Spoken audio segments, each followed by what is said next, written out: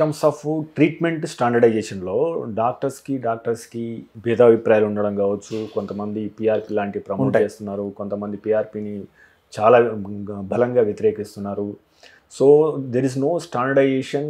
యాక్చువల్గా కొంతమంది పేషెంట్స్కి అవగాహన ఉండకపోవచ్చు. సో వాళ్ళను ఒక రకంగా రోబ్డ్ అంతే జరుగుతుంది. సో మనం మెడికల్ కౌన్సిల్ అంటాం, దానికి వెళ్ళే రిపోర్ట్స్ తక్కువ. రిపోర్ట్స్ వెళ్ళినా కానీ యాక్షన్స్ తక్కువ. లైసెన్స్ క్యాన్సిల్ చేసింది గత 10 సంవత్సరాల్లో చాలా తక్కువ. ఏం లేదు. సో ఇలాంటి పరిస్థితుల్లో సో అంటే ఒక డాక్టర్గా message, what is your message? ఒకటి ఏంటంటే అండి, మనకు ఒక బాడీ ఉంది, Indian medical association. It's a very strong body. Generally కూడా ఎటువంటి ప్రాబ్లమ్స్ డాక్టర్ ఫ్రాటర్నిటీస్ కానీ ఇట్లాంటి సంబంధించిన హెల్త్ కేర్ ఏం వచ్చినా అడ్రస్ చేయటం జరుగుతుంది. ఈరోజు ఏం జరుగుతుంది అని అంటే, ఒకప్పుడు సర్జరీ నాన్ సర్జరీ రెండే డిపార్ట్మెంట్స్. ఇప్పుడు మూడోది కొత్తగా వచ్చింది ఏంటి అని అంటే, ఈ పెయిన్ మేనేజ్మెంట్స్ అని, పెయిన్ క్లినిక్స్ అని, రీహాబిలిటేషన్స్ అని. ఓకే, ఎవరి టార్గెట్ అయినా పెయిన్ తగ్గించటమే. ఓకే, కాకపోతే ఏంటంటే ఒక సైడ్ థాట్ ప్రాసెస్ ఏంటంటే, అవసరం ఉన్న చోట మాత్రమే సర్జరీస్ చేయాలి, అవసరం లేని చోట సర్జరీస్ చేయకూడదు. మాకు రీసెంట్గా ఒక రిపోర్ట్ వచ్చింది, 48% ఇండియాలో అన్నెసెసరీ సర్జరీస్ జరుగుతున్నాయి అని ఐఎంఏనే ఒప్పుకుంది. అంటే అవసరం ఉన్న లేని చోట కూడా చేస్తున్నారు అని. కొంతమంది పెద్ద మనుషులు ఏదున్నా సర్జరీనే అనే ఒక గ్రూప్ ఉంది. ఇంకొక గ్రూప్ ఏంటి, కొత్తగా తయారైన గ్రూపు, ఏమీ అవసరం లేదు, ఇది చేసేస్తే జీవితకాలంలో సర్జరీనే అవసరం లేదని. సో అసలు ఈ రెండు తప్పే. నా ప్రకారం ఏంటంటే రెండు తప్పే. కాకపోతే ప్రజలు ఎట్లా దీన్ని కరెక్ట్ అనేది గ్రహించుకోవాలి. మోస్ట్ ఇంపార్టెంట్లీ, నేను అందరు డాక్టర్స్ ఒకటే థాట్ ప్రాసెస్లో ఉంటారని అనుకోవట్లేదండి. కొంతమంది వాళ్ళకున్న నాలెడ్జ్ని బట్టి, వాళ్ళ డెసిషన్ మేకింగ్ని బట్టి. In the end most important ఏంటంటే, పేషెంట్కి అసలు ఉన్న ప్రాబ్లం పేషెంట్ తెలుసుకుంటాం. పేషెంట్ నిజంగా ఒక డాక్టర్తో క్వాలిటీ టైం స్పెండ్ చేస్తున్నాడా లేదా. ఈరోజు నాకు వచ్చే ప్రతి పేషెంట్కి నేను 25 minutes మినిమం టైం ఇస్తాను. ఓకే, 90% పేషెంట్స్ ఏం చెప్తారు తెలుసా, ఇంత క్లారిటీగా మాకు ఎప్పుడు ఎవరు చెప్పలేదండి అని అంటారు కొంతమంది. సో సొసైటీలో అలా కొంతమంది డాక్టర్స్ ఇప్పటికీ టైం స్పెండ్ చేసి వాళ్ళకి ఆ ప్రాబ్లమ్ని అండర్స్టాండ్ చేశారనుకోండి, మీరు ఒకటి వేపాకు మందు వేసినా వాళ్ళకి పనిచేస్తుంది.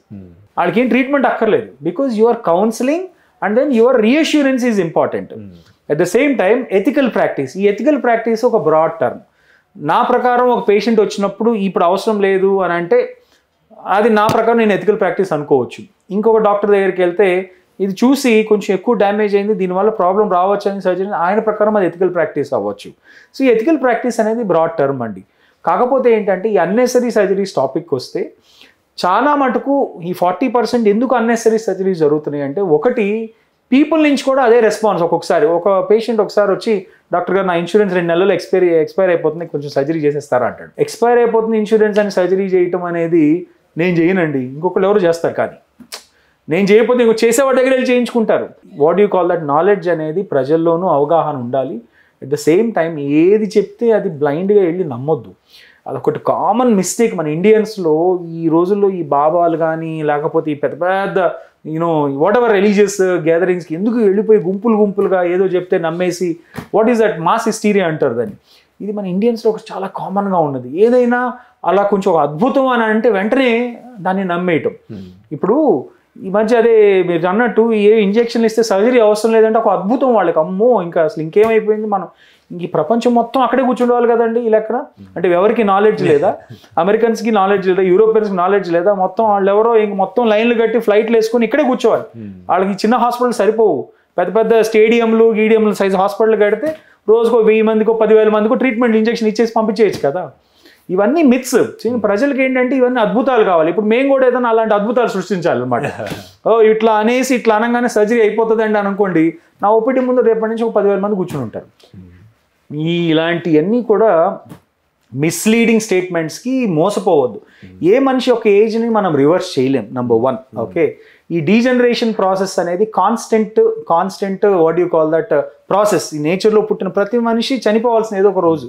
కాకపోతే క్వాలిటీ ఆఫ్ లైఫ్ గురించి మనం ఆలోచిస్తున్నాం. ఈ డీజనరేషన్ ప్రాసెస్ స్టార్ట్ అయిన తర్వాత ఏ స్టేజ్లో ఏం చేయాలి అనేది కొన్ని ప్రోటోకాల్స్ ఉన్నాయి.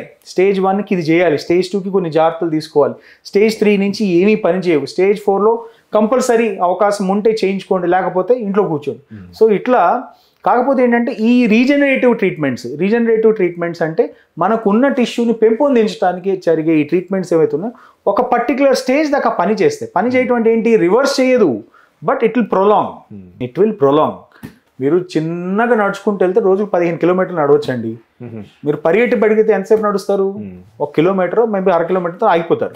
Same way if by giving these injections కొంత ప్రొలాంగ్ అవుతుంది. మేబీ 1 సంవత్సరంలో అవ్వాల్సిన సర్జరీ 2 సంవత్సరాల తర్వాత అవుతుంది, కానీ పూర్తిగా నయం అనేది చేయదు. ఇట్స్ బేసికలీ హాఫ్ ఎఫెక్ట్ ఏంటంటే దాని లోపల ఇచ్చే ఇంజెక్షన్ వల్ల కొంత పెయిన్ తగ్గుతుంది, అంతేకాని రివర్సల్ అనేది ఏ దాంతోనూ అవ్వదు.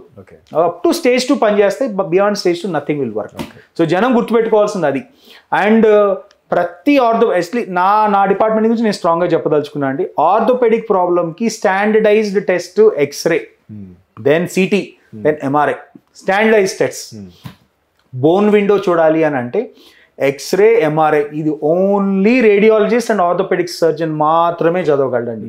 ఇంకా వేరే ఎవరికి ఆ చదివే కెపాసిటీ లేదు. ఓకే, కాకపోతే ఏంటంటే pain management is different, regenerative medicine is different. Pain management excellent treatments ఉన్నాయి, ఎంతో బ్యూటిఫుల్.